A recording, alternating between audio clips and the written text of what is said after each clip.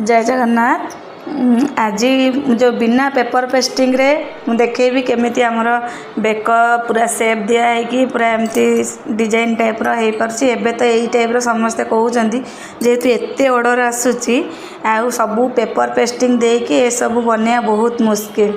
कहीं जदि दिन को 30टा तैयारी करा हो एमती पेपर पेस्टिंग देले केबे हबनी।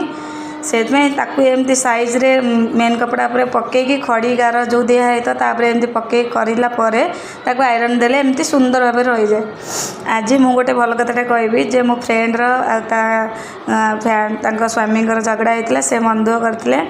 मु गोटे कथा कहूँ जे केते बड़ घर अच्छी केते छोट कबाटटे आम कभर कर दौचे गोटे बड़ घरटा को सेमती गोटे बड़ घर को बड़ कबाट को गोटे छोट तालारे आम ताकू लॉक कर देकी जुआड पाचे सियाड़ जाऊे से ही बड़ तालाटा को आम छोटिया चाबिटारे खोल दौचे।